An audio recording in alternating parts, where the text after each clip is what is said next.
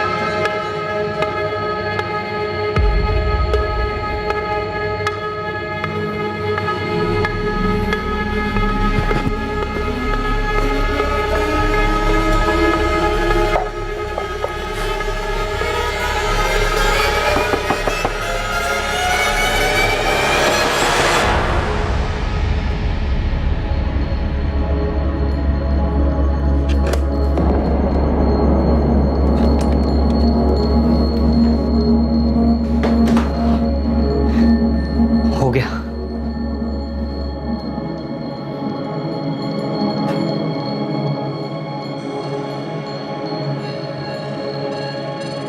अब सुन, सबको बताने के लिए ना हमें कोई कहानी बनानी पड़ी ताकि हम पर शक ना करे कोई।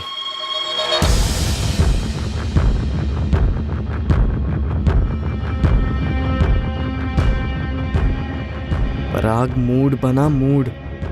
तू परेशान है, तू बहुत परेशान है। तू हर जगह ढूंढ आया है, तू ठीक से सोया भी नहीं है, तेरी लगी पड़ी है। सर, कल रात 11:30 के आसपास अचानक माँ ने मुझसे कहा कि वो कहीं जा रही है। कहाँ जा रही?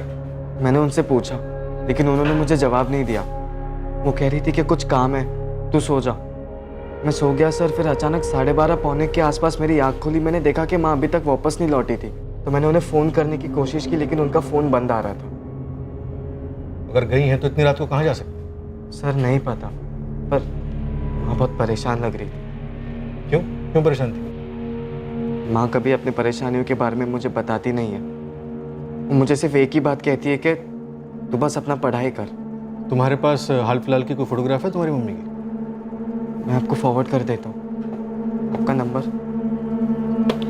पराग, देखो तुम्हारी माँ एक अडल्ट है, थोड़ा टाइम देते हैं, हो सकता है कि वो खुद से वापस आ जाए। लेकिन सर पहले वो अचानक ऐसे कहीं पर भी नहीं गई है, वो भी इतनी रात गए। समझ रहा हूँ, लेकिन थोड़ा टाइम देते हैं। तुम घर जाओ और एक काम करो, अपने मोहल्ले वालों से पता करो, रिश्तेदारों में पता करो। सर मैंने सबसे पूछा, किसी को कुछ नहीं पता है। माँ की किसी से बात ही नहीं हुई थी इस बारे में। ठीक है, हम कुछ करते हैं। सर प्लीज़ थोड़ा जल्दी कीजिए।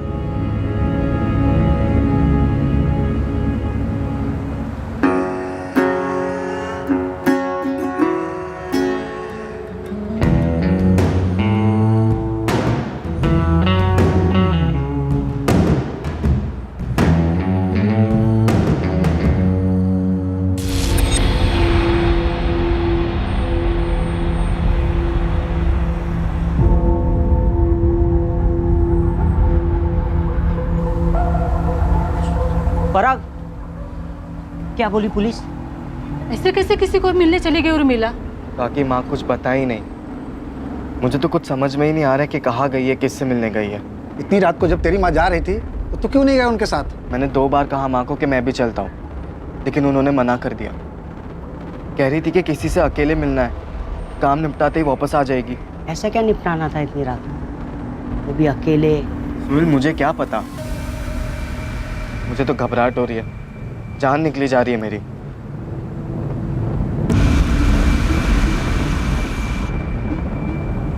क्या बात है दिवाकर भाई, उर्मिला जी ने ठेला नहीं खोला आज? अरे भाई तुमने सुना नहीं, वो कल रात को ही कहीं चली गई है, अपने बेटे को भी कुछ बताया नहीं और उसके बाद से तो गायब हो गई। भाई पुलिस ने मेरी स्टोरी पर यकीन कर लिया है। सही है बे, लेकिन कल जौनपुर से अम्मी अब्बू वापस आ रहे हैं, उनके सामने भी तगड़ी वाली एक्टिंग करनी पड़ेगी, जैसा कि अभी तक करते आ रहे हैं। तूने जब फोन किया उन्हें तभी क्या बोले हो? बोले तो कुछ भी नहीं, लेकिन एकदम शॉक हो गए। ठीक है यार, बस पुलिस के सामने हम दोनों के बारे में कुछ उल्टा पुल्टा ना बोल दे वो। हाँ यार।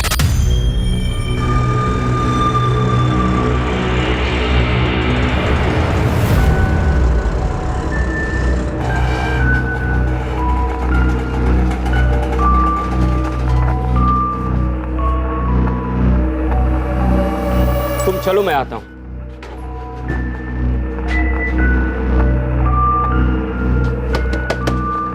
पराग, पराग, उर्मिला वापिस आई क्या? नहीं चाचा, माँ अभी तक नहीं लौटी है।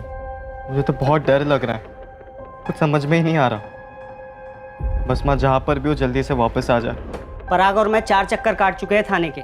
पुलिस वाले कह रहे ढूंढेंगे ढूंढेंगे ढूंढेंगे, उसके आगे कुछ बोल ही नहीं रहे। लेकिन उर्मिला इतनी रात गए अकेले, कुछ सही नहीं लग रहा है मुझे। सही नहीं लग रहा मतलब? कुछ नहीं।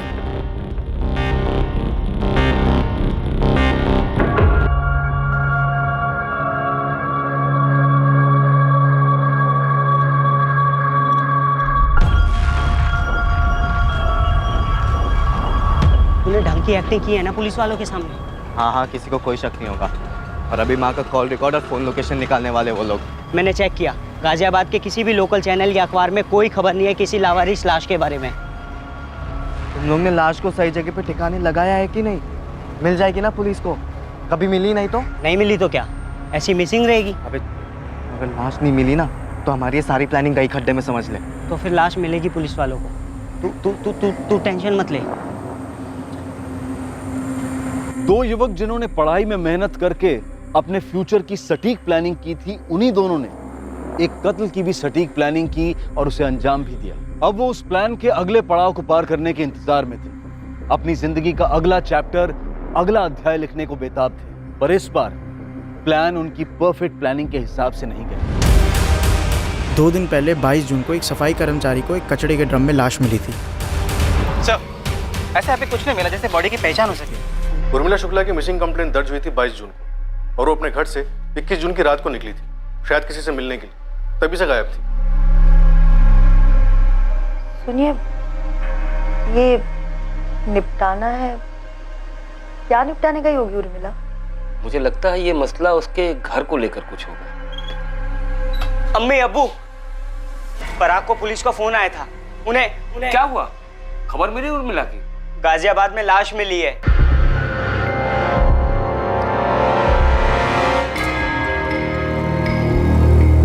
तुझे बिल्कुल रियल में टूटना है, समझा? आंसू आंसू निकाल भर भर के, लगना चाहिए तेरी माँ मरी है माँ। तुझे बहुत जबरदस्त एक्टिंग करनी पड़ेगी दोस्त। हाँ कर लूँगा।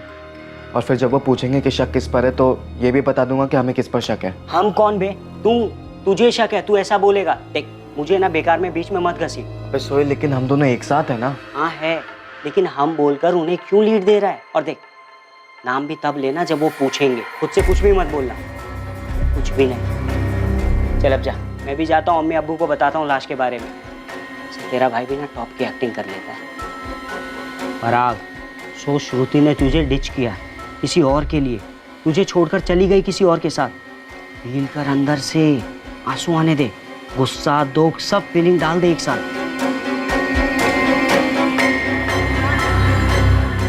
श्रुति, तुम मेरे साथ ये कैसे कर सकती हो? कैसे? कौन है वो? सो चुकी हो उसके साथ? धोखा दे रही हो मुझे? अरे क्या क्या नहीं किया मैंने तुम्हारे लिए, और तुम?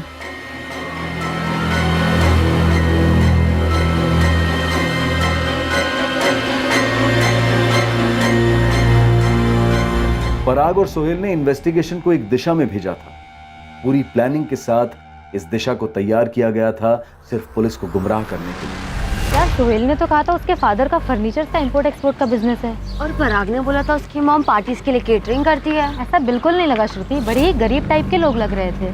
मतलब हमसे झूठ बोला? हाँ, और जितनी भी आखिर सारी बातें बोली है सब झूठ बोली होंगी।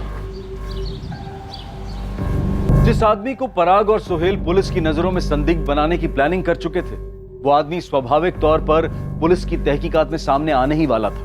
तब जब पुलिस उर्मिला का बैकग्राउंड चेक करती, उसके मूवमेंट्स ट्रैक करके। मेरे जौनपुर वाले चाचा सीरियस है। 21 तारीख की सुबह को मेरे अम्मी अब्बू वहाँ जा रहे हैं। 21 तारीख की रात को सही टाइम होगा। परफेक्ट टाइम होगा। तुम दोनों अपना अपना फ़ोन घर पर ही छोड़ कर आना। लकी तू टैक्सी लाएगा तेरी, फिर तुम दोनों मेरे घर पर आ जाना। हम मिलकर उसे ख़त्म कर देंगे। फिर सुहेल में लाश को गाजियाबाद ले जाएंगे और वहाँ पे कहीं छोड़ देंगे। और जाते समय माँ का फ़ोन साथ में लेकर जाना। उसे कार्तिक नगर में स्विच ऑफ कर देना और वहीं कहीं आसपास में फेंक देना। लेकिन कार्तिक नगर ही क्यों? क्योंकि पुलिस कॉल रिकॉर्ड्स निकालेगी और लोकेशन रिपोर्ट्स भी निकालेगी। देखेगी कि फ़ोन कार्तिक नगर में स्विच ऑफ हुआ है तो वहीं पर ढूंढेगी। फ़ोन मिला तो ठीक, नहीं मिला तो भी ठीक। और उनका शक यही बना रहेगा कि कातिल कार्तिक नगर का। वहीं पर मिलेगा उन्हें उनका संदिग्ध। कार्तिक नगर? हाँ कार्तिक नगर। तुम्हारी माँ कार्तिक नगर गई थी। पर क्यों सर? वहाँ किससे मिलना था उसे? ये हमसे बेहतर तुम बता सकते हो। सर मैं कार्तिक नगर में किसी को भी नहीं जानता हूँ और मुझे लगता है कि माँ भी वहाँ पे किसी को नहीं जानती होगी। मैंने कभी पहले माँ के मुँह से कार्तिक नगर का नाम भी नहीं सुना है। पर ये ओम प्रकाश शुक्ला कौन है? ओम प्रकाश शुक्ला? सर वो साहब, हम लोगों को भी इसी ओम प्रकाश पे शक हो रहा है। अपने बेटे पराग और सप्लायर्स के अलावा उर्मिला की ओम प्रकाश के साथ पिछले महीने में काफी बातें होती रहती थी। या अल्लाह, इसी बात का डर था हमें। ये निपटाना है, क्या निपटाने गई होगी उर्मिला? मुझे लगता है ये मसला उसके घर को लेकर कुछ होगा। घर का मसला? पर कैसे? कैसे मतलब? देखा नहीं तुमने जब से ये ओम प्रकाश लौटा उर्मिला की जिंदगी में कैसा बखेड़ा खड़ा कर रहा है। ओम प्रकाश उर्मिला का शौहर है, पर सालों पहले उसे छोड़कर चला गया था। ये ओम प्रकाश कार्तिक नगर में ही रहता है। ओम प्रकाश शुक्ला? सर वो मेरा ऐसा बाप है जिसने ना कभी अपनी जिम्मेदारियां निभाई, ना कभी प्यार दिया। वो ऐसा पति है जिसने अपनी पत्नी को, मेरी माँ को छोड़ दिया, ठुकरा दिया सर। और वहीं पे मिलेगा उन्हें उनका संदिग्ध, ओम प्रकाश शुक्ला। वाह भाई वाह, हमें सीधा स्टेडियम के बाहर मारा बे। इस आदमी ने मारा है मेरी माँ को। ओम प्रकाश शुक्ला ने मारा है। शायद, लेकिन क्यों मारा? कोई कारण था माने जैसा? उर्मिला और ओम प्रकाश के बीच कुछ मसला था? आप लोगों ने उसका नाम क्यों लिया? क्योंकि वो उर्मिला को परेशान करने लगा था। उसकी नजर घर पर थी, घर हड़पना चाहता था। तुम्हारे यहाँ आने का कोई फायदा नहीं है, आइंदा मत आना। कोई खुशी खुशी नहीं आ रहा हूँ, ना तो मैं दुखी करने आया हूँ। मैं तकलीफ में हूँ उर्मिला। घर बेच देते हैं, आधा आधा कर लेंगे। मुझे ये घर बेचना ही नहीं है। जब हम लोग अलग हुए थे ना, तो मैंने तुम्हें घर दिया था रहने के लिए। कोई नाइंसाफी नहीं की थी तुम्हारे साथ। आज जब मुझे पैसे की जरूरत है तो तुम मदद करने से इनकार कर रही हो। तुम नाइंसाफी नहीं कर रही हो मेरे साथ। नाइंसाफी? मैं कर रही हूँ नाइंसाफी? और तुमने जो किया था वो इंसाफ था। बहुत अच्छे, मुझे मरने के लिए अकेला छोड़ गए थे, वो इंसाफ किया था तुमने। है, रहने दो इन सब बातों को। ये घर अब तुम्हारा नहीं है, ये घर मेरा और मेरे बेटे का है। इस घर पर और हमारी जिंदगी पर अब तुम्हारा कोई हक नहीं। मैं कहाँ जाऊंगा उर्मिला? यही पूछा था ना मैंने तुमसे, गिड़गिड़ाया भी था जब तुम उस रेशमा के पास चले गए थे। वो तुम्हें वो दे सकती है जो मैं तुम्हें कभी नहीं दे सकती ना। यही कहा था ना जाते जाते तुमने। तो अब जाते जाते ये भी सुन लो, मैं तुम्हें जो नहीं दे सकती ना, वो ये घर है। जाओ यहां से वापस।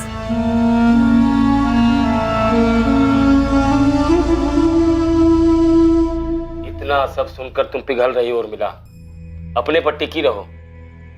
पर बार बार फोन आ रहा है उसका इकबाल भाई। तो मत उठा उसका फोन, ब्लॉक कर दे, आसान होता है। फोन दे, हम सिखा देते। समझ में नहीं आ रहा, ऐसे ना बोलना भी ठीक नहीं लगता। यादें जुड़ी हैं उसके साथ। कैसी यादें? हमारे सामने छोड़कर चला गया तुम्हें, कहीं का नहीं छोड़ा। और अब ये मत कहना कि जो भी है जैसा भी है तुम्हारा पति है। ये ओम भाई मतलबी आदमी है और लालची भी। मुझे तो लगता है ये सारे पैसे उस रेशमा को देने की फिराक में है। उस डायन ने ही भेजा होगा उसे यहाँ। और एक बेटा भी है ना, विकास। अब ये रेशमा और विकास के चक्कर में ओम भाई फिर से तुम्हारी जिंदगी का सत्यानाश करने आ गए। खुद के बारे में सोचो उर्मिला, खुद के, और अपने साथ अपने बेटे पराग के। ठीक है? असर नहीं हुआ होगा हमारे नसीहतों का, बहक कर चली गई होगी ओम के पास। वैसे घर के कागजात ओम भाई के नाम पर थे। हो सकता है उर्मिला ने कुछ ज्यादा मांग लिया हो, इसीलिए मार डाला होगा उर्मिला को ओम भाई ने। पराग, पराग बेटा, अरे पराग? सुनो तो। पराग पराग, टूट सा गया है बेचारा।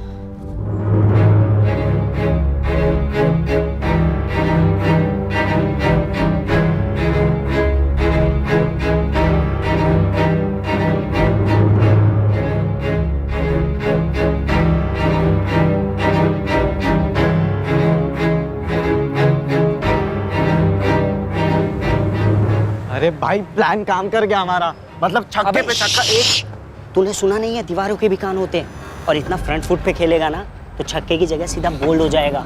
अबे कुछ नहीं होगा, चल। कैरेक्टर में रह भाई, तू टूटा हुआ है, तेरी माँ मरी है, बे मर्डर हुआ है उसका।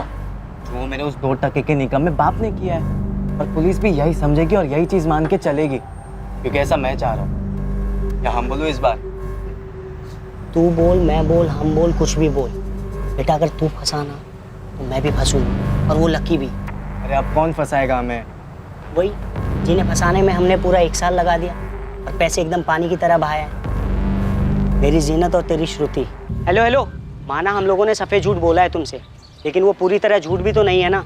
मैं कारपेंट्री की एक्सपोर्ट इंपोर्ट करूँगा, पराग रेस्टोरेंट खोलेगा टॉप क्लास की, पूरी चेन। वो सब ठीक है, लेकिन अभी तुम दोनों क्या हो हमने अपनी आंखों से देख लिया है। क्या है? हाँ, चोर लुटेरे डकैत हैं, सिर्फ गरीब है ना, मेहनत करने वाले ईमानदार गरीब। सिर्फ इस वजह से तुम हम लोगों को छोड़कर जाओगी, नीचा दिखाओगी हमारे माँ बाप को। हमारा ये मतलब नहीं था, हम किसी को भी नीचा नहीं दिखाना चाहते। हमें बस ये जानना है कि तुम दोनों ने हम पर आज तक जितना भी पैसा खर्चा किया है, खास करके डीटी रिसोर्ट पर, वो आए कहाँ से? तुमने मुझसे कहा था कि तुम्हारे अब्बू के फर्म में तुम्हें अलाउंस मिलता है, वो झूठ था। तो सच क्या है सोहेल, हमें जानना है। मैं आज ही पराग से जाकर पूछूंगी। अरे रहम करो यार उस बेचारे पे, वो अपनी माँ के मौत के गम में वैसे ही चूर चूर है। वो सब हम समझ रहे हैं, इसलिए तुम दोनों से आज तक कुछ नहीं पूछा, पर अब हमें डाउट हो रहा है। डाउट हो रहा है? कैसा डाउट? यही कि तुम दोनों के पास जो पैसे आते थे वो गड़बड़ वाले पैसे थे, और हमें किसी भी तरह के गड़बड़ में इन्वॉल्व नहीं होना है, और खास करके तब जब पराग की मॉम का मर्डर हो चुका है। लेकिन उसका हम लोगों के रिलेशनशिप से क्या मतलब? सोहेल, रिलेशनशिप जो झूठ की नींव पर खड़ी हो वो रिलेशनशिप ही नहीं होती। अरे इतनी भी क्या चर्बी चढ़ गई है उन्हें? जब पैसे खर्च कर रहे थे तब तो कुछ नहीं बोले, अब अचानक से प्रॉब्लम कहाँ से आ गई? मेरे बाप की लौंडिया है ना। अबे माँ ने एफडी की है पूरे 2.5 लाख रुपए की, जो अब मेरे नाम पे होने वाली है। और वो दिवाकर है ना मेरे दुकान के बगल में चाय वाला, उसने बोला कि ठेला वो संभाल लेगा। अभी महीने के 10,000 रुपए देने को तैयार है वो। हालांकि जिंदगी अभी सेट होने वाली थी और इन्होंने नौटंकी शुरू कर दी। देख, मैं समझा तो देता, पर उन्होंने तेरे माँ की मर्डर की बात शुरू कर दी, तो मैंने कुछ ज़्यादा बोला नहीं। पर पराग, पुलिस हम पर शक करते करते जीनत और श्रुति के पास पहुंची, और उन दोनों ने हमारे खर्चे और हमारे झूठ के बारे में उल्टी कर दी, तो अपना वो चैप्टर खुलेगा जो आउट ऑफ सिलेबस हो चुका है। क्या सोहेल, डरा मत तू अभी प्लीज। मैं डर रहा हूँ तो तू क्यों नहीं डरेगा? और वैसे भी यहाँ सिर्फ यही प्रॉब्लम थोड़ी ना है। और क्या प्रॉब्लम है? लक्की, बहुत दिमाग चाट रहा है वो आजकल मेरा। यार मैं इतना ही कह रहा हूँ कि पराग अपना घर बेचेगा, उसको उसके पैसे मिलेगा, वो मेरे 2 लाख रुपए दे देगा, ठीक है मानता हूँ, लेकिन अभी के लिए कुछ तो दो यार। यार हमारी पहले भी डिस्कशन हो चुकी है इस बात को लेकर, और तूने माना भी था कि तुझे तेरे हिस्से के पैसे तभी मिलेंगे जब ये सारा मामला ठंडा हो जाएगा, यानी कि मेरा घर बिकने के बाद यार। और वो बहुत जल्दी होने वाला है लक्की। पुलिस उस ओम प्रकाश के पीछे हाथ धो के पड़ी हुई है भाई, हम किसी भी रडार में नहीं है दूर दूर तक भाई। 1-2 महीने की बात है यार लकी। यार मैंने तुम लोग का साथ दिया, प्लान के आखिर तक तुम लोग के साथ में था, मेरी गाड़ी यूज हुई यार, जेब खर्च के लिए 20,000 तो दो, चलो 15,000 ही सही। अच्छा 15 नहीं, मैं तुझे पूरे 20,000 रुपये दूंगा, लेकिन अभी नहीं, 1 हफ्ते बाद। 1 हफ्ते में मेरी माँ की एफडीज मेरे नाम पे हो जाएगी भाई यार, तब तक थोड़ा शांति रख प्लीज। और लकी, ये बात मत भूल कि हम एक साथ हैं, एक टीम में हैं।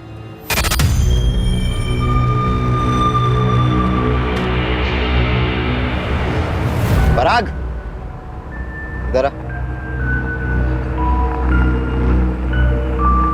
तेरे बाप को पुलिस पकड़ेगी और तबीयत से तोड़ेगी, और अगर उसने नहीं किया है, जो कि हम जानते हैं नहीं किया है, तो वो कबूल नहीं करेगा, और पुलिस समझ जाएगी कि कातिल वो नहीं है। तो तू कहना क्या चाहता है? यही, पुलिस तब दूसरे एंगल से सोचना शुरू कर देगी। पराग को इन सब चीज़ों के लिए तैयार रहना चाहिए, गवाहों, सबूतों, सवालों, सबके साथ। इससे पहले कि पुलिस खोदते खोदते पराग तक पहुंचे, इसे रेडी रहना होगा।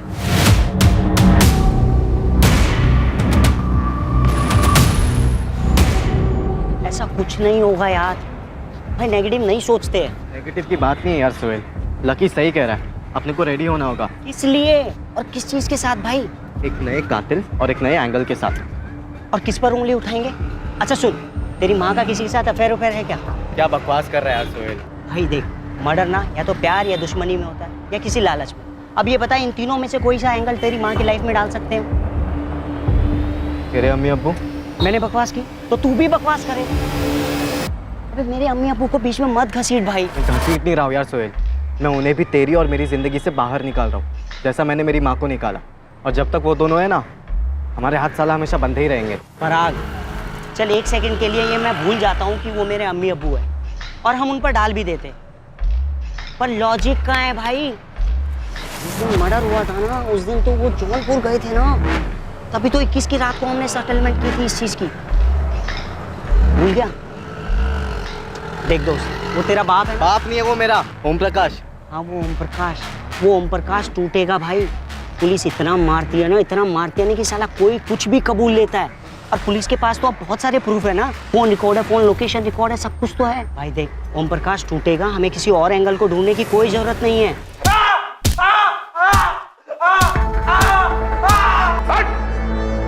कौन ओम प्रकाश?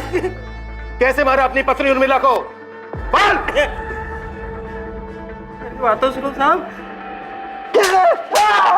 वो थक के हार के कबूल करेगा ही करेगा। हाँ मैंने मारा साहब, मैंने मारा। क्यों मारा ये बोल? क्योंकि साहब वो ना घर नहीं बेच रही थी और नहीं मुझे पैसे दे रही। पॉजिटिव सोच, पॉजिटिव, नेगेटिव को दिमाग में आने ही मत दे।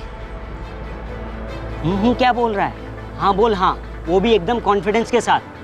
देख दोस्त, इस मर्डर की स्क्रिप्ट हमने खुद लिखी है और सही लिखी है, और जैसा लिखा है वैसा वैसा हो रहा है और आगे भी वैसा ही होगा। बस तू कॉन्फिडेंस के साथ रह, क्योंकि कॉन्फिडेंस ना बहुत कुछ होता है दोस्त। इन दोनों युवकों को पूरा भरोसा था, कॉन्फिडेंस था कि उनकी साजिश रंग लाई थी। वो ये मानकर चल रहे थे कि ओम प्रकाश शुक्ला उनके प्लान के हिसाब से कातिल साबित होगा, लेकिन इन दोनों के लिए एक नहीं बल्कि दो दो झटके इंतजार कर रहे थे। उनमें से एक ऐसा था जो पराग शुक्ला को तन मन और आत्मा की गहराई से झकझोर कर रख देने वाला था, और ये झटका उसके पहले अध्याय के पन्नों में छुपा रहा। ओम प्रकाश शुक्ला यहीं रहता है? क्या चाहिए आपको? ओम प्रकाश चाहिए। ये कब हुआ? 1 हफ्ते पहले। 20 जून को। आप मेरे पापा को क्यों ढूंढ रहे हैं सर? तुम्हारे पापा की पहली पत्नी उर्मिला शुक्ला का 21 जून की रात को मर्डर हो गया। देखिए, हमारा इस सब से कोई लेना देना नहीं, और मैं तो कभी उस उर्मिला से मिली तक नहीं। लेकिन ओम प्रकाश मिल रहा था, बात हो रही थी। ओम प्रकाश की डेथ कैसे हुई? कैंसर, 1 साल से था, इलाज के लिए पैसे नहीं थे हमारे पास। विकास के पापा ने कितनी मिन्नतें की थी उस उर्मिला से कि घर बेचकर आधे पैसे दे दे, लेकिन नहीं दिया उसने। 21 जून की रात को उर्मिला यहाँ आई थी? वो यहाँ क्यों आने लगी? और मैंने कहा ना कि मैं तो उस उर्मिला से कभी मिली तक नहीं। विकास, तुम मिले हो कभी उर्मिला से? नहीं।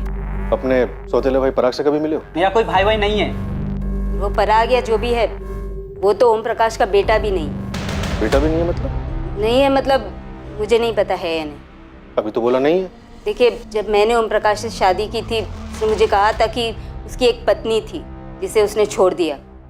कोई बेटे बेटे की बात नहीं हुई थी कभी। अगर 20 जून को ही मर गया था ओम प्रकाश, तो वो हमारा सस्पेक्ट नहीं हो सकता। हाँ सर, लेकिन मेन बात यह है कि उर्मिला कार्तिक नगर क्यों आई थी और किससे मिलने वाली?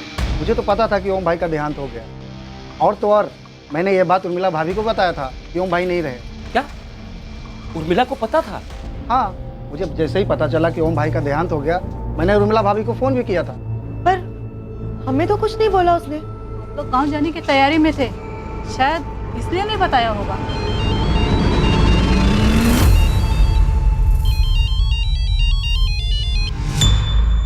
हेलो इकबाल, ये जो पराग है क्या ये ओम प्रकाश का बेटा नहीं है? ये सच है कि पराग ओम का बेटा नहीं है, लेकिन ये बात हमसे किसने बताई नहीं, पराग ने भी नहीं बताया। बहुत कुछ छुपाया जा रहा है हमसे। छुपाया तो नहीं साहब, लेकिन ये बात मायने नहीं रखती, इसलिए जहन में नहीं आई। क्या बात मायने रखती है, क्या बात मायने नहीं रखती है, ये हम तय करेंगे। पराग के बाप का नाम क्या है इकबाल? उर्मिला का कोई पहला पति भी था? जी, पूरा मोहल्ला जानता है इस सच्चाई को, लेकिन कभी किसी ने पराग को बताया नहीं, और शायद उसे भी नहीं मालूम है। बाप का नाम बोलो इकबाल। वो उर्मिला जब पराग 4-5 महीने का था तो उसे घर ले आई। 4-5 महीने का था मतलब? ये पराग उर्मिला का बेटा भी नहीं है? जी नहीं, उर्मिला उसे घर ले आई और कहा कि ये उसका बेटा है, उसकी जान है। उर्मिला, ये बच्चा किसका है? इसकी माँ इस नन्ही से जान को नदी में फेंकने जा रही थी इकबाल भाई। लेकिन ये बच्चा तेरे पास कैसे आया उर्मिला?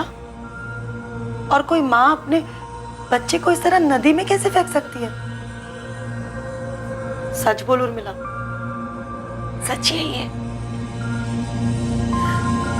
भगवान ने इसे मेरी गोद में डाला है, मुझे जीने का एक मकसद दिया है। दरअसल हमें मालूम नहीं था साहब कि उस सुबह उर्मिला अपनी जान देने गई थी।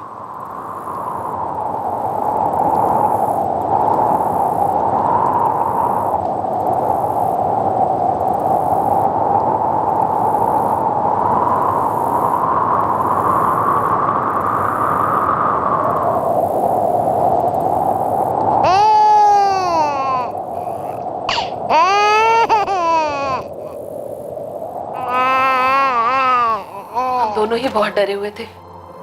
मुझे लगा कि वो भी कूदने आई इस बच्चे के साथ, और मैं इसलिए कूदने चली थी कि मेरा कोई बच्चा नहीं है। क्या करने चली थी तू?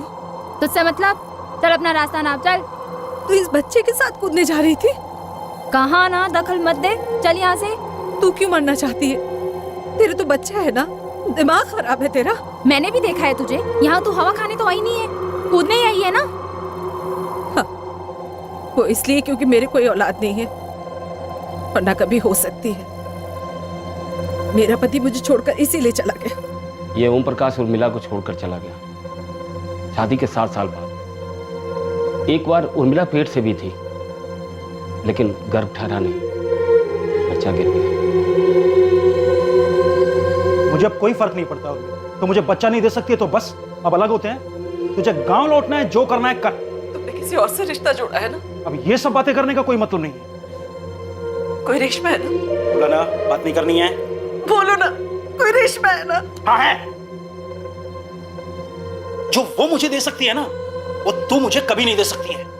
बात आ रही समझ में?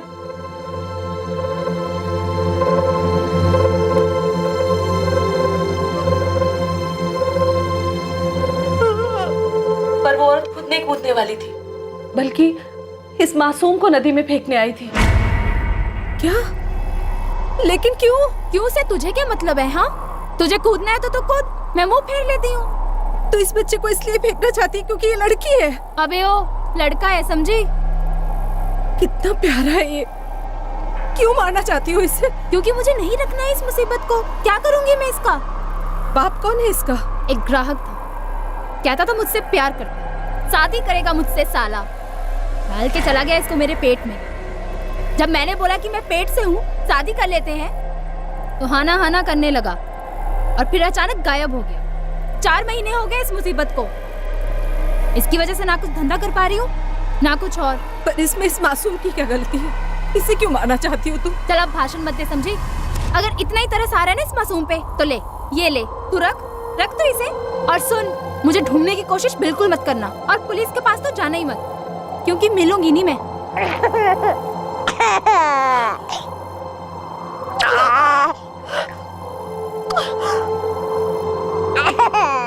सोच रुखसाना, मैं कूदने गई थी और वो इस बच्चे को फेंकने आई थी एक ही समय पर। ये भगवान की लीला नहीं तो और क्या है इकबाल भाई? उर्मिला ने उस बच्चे का नाम पराग रखा और खुद की औलाद की तरफ प्यार किया, पढ़ाया लिखाया और बड़ा किया। इकबाल, ओम प्रकाश उर्मिला से एक दिन पहले ही मर गया। उर्मिला को किसने मारा और कौन हो सकता है? समझ में नहीं आ रहा साहब। हम सोचते थे कि ओम भाई ने उसे घर के लिए मारा होगा, और किसी से तो उसका बैर ही नहीं था। दिन रात मेहनत करती थी, एक एक पैसा जुटाती थी, और पराग में तो जान अटकी थी उसकी।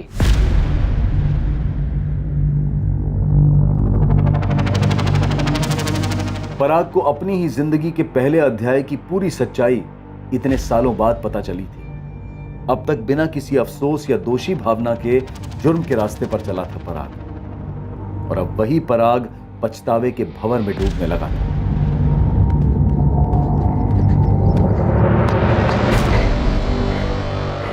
कहाँ था बे?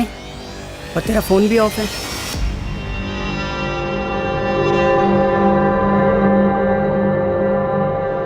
मैं समझ सकता हूँ यार, तेरी लगी पड़ी है जानकर की। तुझे पहले से पता था सोहेल?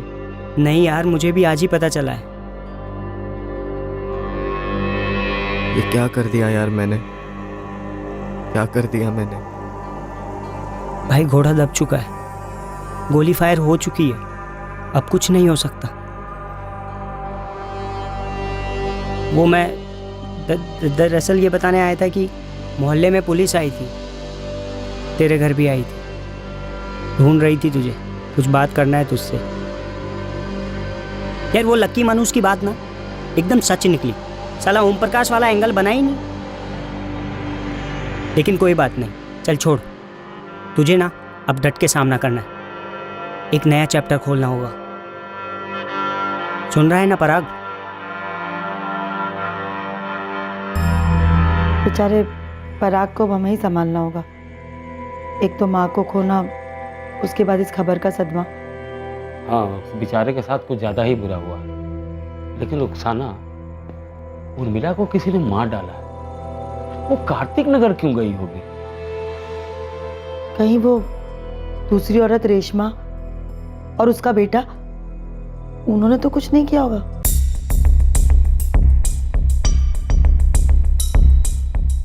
जाहिर तौर पर पुलिस को भी रेशमा और विकास पर शक हुआ, पर साफ तौर पर इन्वेस्टिगेशन में उनके खिलाफ कुछ मिलने वाला नहीं था जिससे पुलिस उर्मिला के कत्ल से उन्हें जोड़ पाती। दरअसल ओम प्रकाश की बीमारी से मौत होना पराग और सोहेल के प्लान को भंग कर गया। पराग, हमने रेशमा और उसके बेटे विकास को काफी भगा दिया, लेकिन इस बात की पूरी संभावना है कि तुम्हारी माँ के कातिल नहीं। तो फिर और कौन हो सकता है पराग? तुम्हारी माँ का कार्तिक नगर जाने का क्या कारण था? ओम प्रकाश तो एक दिन पहले ही गुजर गया था और तुम्हारी माँ को इस बात की पूरी जानकारी थी। पराग, तुम्हारी माँ उस रात को घर से निकली भी थी या नहीं? निकली थी।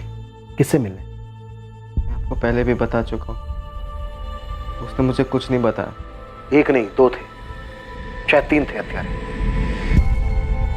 और अब तुम वाकई में चाहते हो ना तुम्हारी माँ के हत्यारे पकड़े जाएं? तो फिर ऐसे चुप रहने से कुछ नहीं होगा। तुम्हारी माँ अपने पति ओम प्रकाश के अलावा किसी बाहर वाले के साथ टच में नहीं थी। इकबाल और रुखसाना हो नहीं सकते क्योंकि वो दिल्ली में ही नहीं थे। तो फिर और कौन हो सकता है? मुझे नहीं मालूम सर। इतने सालों का मेरा तजुर्बा और इस केस की हकीकत यही कहती है कि उस दिन तुम्हारी माँ कार्तिक नगर गई नहीं, लेकिन हाँ, तुम्हारी माँ का फोन जरूर कार्तिक नगर गया था। मेरा मतलब फोन को कार्तिक नगर भेजा गया था हमें गुमराह करने के लिए। उसके बाद तुम्हारी माँ की लाश को गाजियाबाद फेंक दिया गया ताकि हमें लगे कि ओम प्रकाश ने तुम्हारी माँ का कत्ल किया है। उसके बाद लाश को ठिकाने लगा दिया।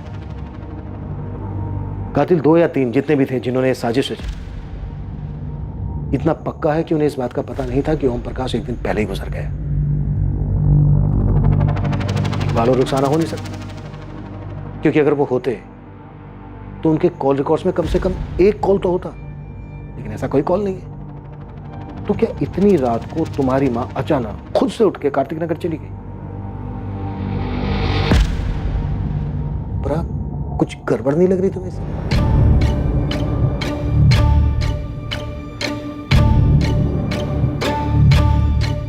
पराग आउट हो गया है, क्या हो गया उससे मुझे मतलब नहीं है। मेरे को मेरा पैसा चाहिए बस। अबे मेरे को नहीं चाहिए क्या?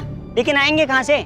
पराग घर बेचेगा, एफडी तोड़ेगा तभी ना। पर यार वैसे भी है ना, अभी पराग की लगी पड़ी है यार। यार तो मैं क्या करूं, नाचूं? अरे कब से हॉर्न बजा रहा था, कब से लाल बत्ती दिखा रहा था कि एक एंगल से चिपक के मत बैठो, कांड किए हैं, 4-5 एंगल सोच के रखो, लेकिन मेरी कोई सुनने वाला है नहीं है। अब मेरा पैसा ला के दे यार बस। क्या वही बोले जा रहा है बे? ऐसे बोलने से क्या ऊपर से बरसेंगे क्या एटीएम की तरह पैसे? थोड़े दिन करके कितना दिन चाहिए तुम लोगों को यार? मेरी गाड़ी यूज हुई, मेरा प्लान तक मैं साथ में था तुम लोगों के। अरे कुछ तो सोचो यार मेरे बारे में। तो थोड़े दिन रुक जाना। बोल, इधर जवाब देना देख के। पड़ोसी और लंगोटियार सोहेल को तो आप जानते ही हैं, ये उनके स्कूल का तीसरा दोस्त लकी टैक्सी चलाता है।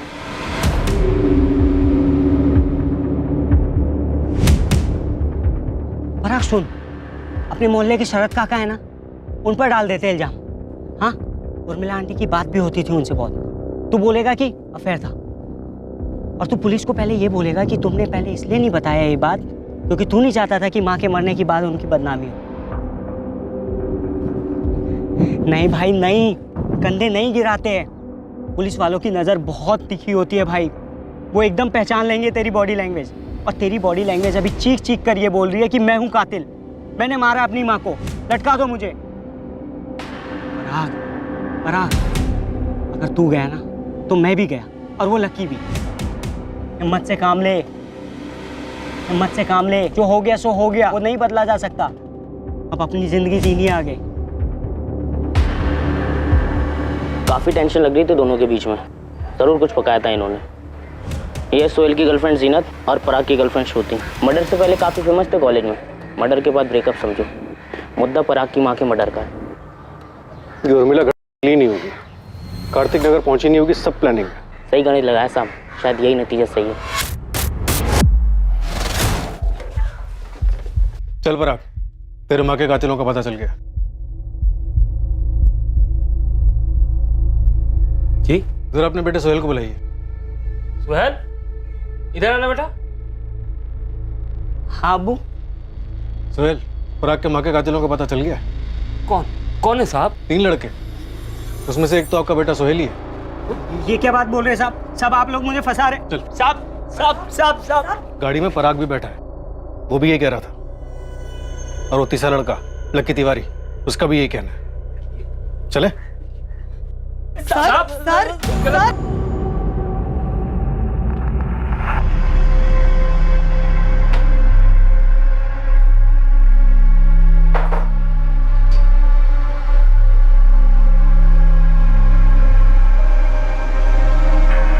चल चल चल चल, सीधा खड़ा रहे। लेकिन ये सब कुछ बता दिया भरपूर कुटाई के बाद। अब तुम दोनों ये डिसाइड कर लो कि ऐसे ही बताना है या फिर तुम दोनों को भी कुटाई चाहिए। मेरी माँ का मर्डर मैंने किया। क्यों? वो घर बेच के सारा पैसा उस ओम प्रकाश को देना चाहती थी। वही बेटा है ना जिसे अब तक संभाला मैंने, बड़ा किया। तू भी वही माँ है ना जो मुझे बोलती थी कि मेरा बाप एक बहुत भला और नेक इंसान है जो चल बसा।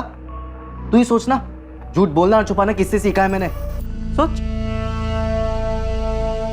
पराग, पराग, एक बात कान खोलकर सुन ले। मैं ये घर बेचकर आधे नहीं पूरे पैसे ओम प्रकाश को दे रही हूँ ताकि उसके इलाज में काम तो आए, और तुझे एक पैसा नहीं दूंगी। और तब तक नहीं दूंगी जब तक तू नहीं बताएगा कि तू और सोहेल करते क्या हो। इतना तो पता है मुझे कि तुम दोनों बहुत गलत कर रहे हो। अरे बदल गए हो तुम पराग। माँ हूं तुम्हारी, दिखता है मुझे। बोलो क्या करते हो तुम दोनों? आखिरी मौका दे रही हूँ, सच सच बताओ इतने पैसे कहां से आए, वरना मैं पुलिस में जाऊंगी।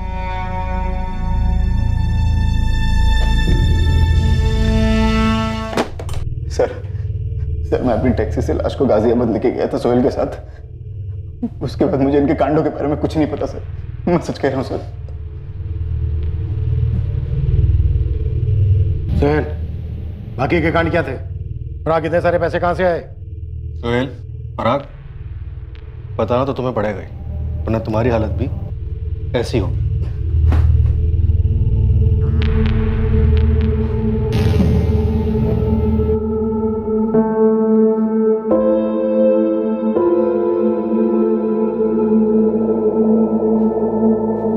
शांति, ये देखो, यही है वो लड़का जिसको मैंने अतुल की फिरौती दी थी। हाँ पापा, यही था वो जिसने कहा था कि तेरी मम्मी का फ्रैक्चर हो गया है, अपने साथ लेके गया था। देखो क्या कर दिया इन्होंने, एक औरत का कत्ल जो इनके ही गैंग के एक लड़के की माँ थी। पराग और सुहेल के जुर्म का हर अध्याय खोला गया जिसमें किडनैपिंग और ब्लैकमेल भी शामिल थे। उनके विक्टिम्स को भी झटका लगा जब उन्हें पता चला कि ये दोनों अब मर्डर कर चुके थे। इन दोनों से जुड़े सभी लोगों को इनकी हरकतों से घिन आई, खासकर उन दोनों को जो इन दोनों के काफी करीब आ गए थे और जिन पर खर्चा करने के लिए ये दोनों जुर्म के जरिए पैसा इकट्ठा कर रहे थे। पर सबसे बड़ा सदमा पराग और सोहेल के सबसे करीबी लोगों को लगा। इकबाल, हम कोई मनगढ़ंत कहानी नहीं सुना रहे, सबूत गवाह सब कुछ यही साबित कर रहे हैं। पराग, सोहेल और लकी इन्होंने कबूल भी कर लिया, और हमने उन लोगों से भी बात की है जो पराग और सोहेल के ब्लैकमेलिंग और किडनैपिंग के विक्टिम थे। और साहब वो दोनों कत्ल नहीं कर सकते। पराग अपनी माँ को नहीं मार सकता साहब, बिल्कुल नहीं। वो तो उर्मिला पे अपनी जान छिड़कता था। और ना हमारा सोहेल ऐसी हरकत में साथ दे सकता है। देखिए, मैं समझ सकता हूँ कितना मुश्किल है आप लोगों के लिए मानना, पर सच यही है। इन तीनों के स्टेटमेंट है हमारे पास।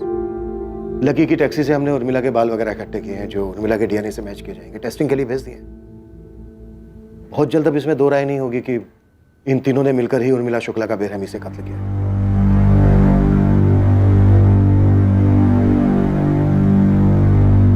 जुर्म के सफर का ये आखिरी अध्याय कभी बदलता नहीं। जुर्म की राह पर चलने के पहले के सारे चैप्टर्स बदले जा सकते थे, अलग स्याही से लिखे जा सकते थे, लेकिन एक बार गुमराह होकर उन्होंने अपना रुख ही बदल दिया तो बस सड़क ही एक तरफा हो गई और जुर्म के पहले अध्याय ने ही आखिरी अध्याय को लिख दिया। Crime never pace. कुमार अवस्था कभी रुई जैसी नाजुक तो कभी ज्वालामुखी जैसी विस्फोटक होती है। शरीर में हार्मोन्स उधम मचाते हैं और बहुत ही स्वाभाविक और नेचुरल तौर पर टीनेजर्स को अपनी सेक्सुअलिटी को एक्सप्लोर और एक्सप्रेस करने की तीव्र इच्छा होती है। लेकिन इस दौर की हदें क्या है?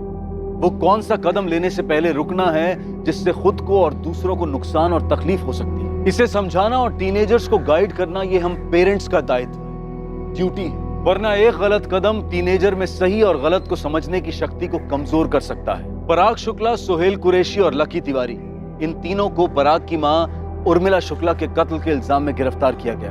बिना किसी गिल्ट के बिंदास जुर्म करते चले पराग को अब गहरा एहसास है, पछतावा है कि उसने एक ऐसी मां को मार डाला जिसने उसे मौत के मुंह से छीनकर अपनी पूरी जिंदगी से सींचा था। अब मैं अनूप सोनी आपसे विदा लेता हूं, फिर मुलाकात होगी। और याद रखिए, क्राइम और आपके बीच में सिर्फ इतना फर्क है कि आप कितने सतर्क हैं। सतर्क रहें, सुरक्षित रहें। जय Hind. For more updates, subscribe to our channel, click the show links and enjoy watching the videos.